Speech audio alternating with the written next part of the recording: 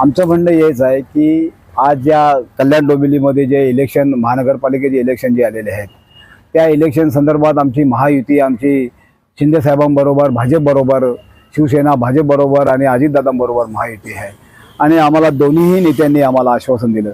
आम्हाला भाजपचे जिल्हा अध्यक्ष नंदू परब यांनी देखील 3 सीटचं आम्हाला आश्वासन दिलं। 3 सीट देऊन तुम्हाला एक परिवहनला एक सदस्य घेऊ असं आम्हाला आश्वासन दिलं। त्याच्यानंतर शिंदे साहेबांनी देखील आम्हाला सांगितलं की तुम्हाला 3ही सीट आम्ही देतोय, पण योगायोगाने त्यांची युती झाली त्याच्यामुळे त्यांना कदाचित त्यांना द्यायला मिळालं नसेल।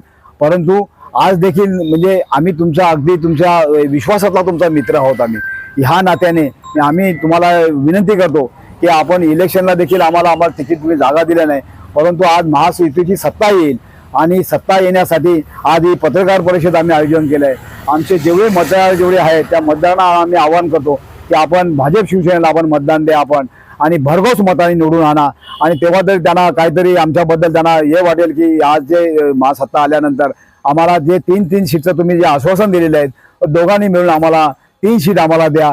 काही सदस्य आमचे परिवहनला घ्या, आमचे काही सदस्य आमचे शिक्षण मंडळावर घ्या, अशी तुमचाही पक्ष चालू दे आमचीही कुठे चळवळ चालू दे, हे दोन्ही 4ही पक्षांनी ठरवलं पाहिजे। अरे यार आम्हाला कम्प्लिटली तुम्ही आम्हाला डांबून ठेवलंय। आज आम्ही काँग्रेस बरोबर होतो तर आम्हाला चांगली आम्हाला संधी होती आम्हाला तिथे, आज तुमच्या बरोबर आम्ही येतो तर आम्हाला ही आमची हालत केली आम्ही तुम्ही याचा विश्वासात तुम्ही घ्या। तुम्ही आम्हाला म्हणजे एवढे आज आठवले साहेब आज केंद्रामध्ये सत्ता असून आज आमची महाराष्ट्रभर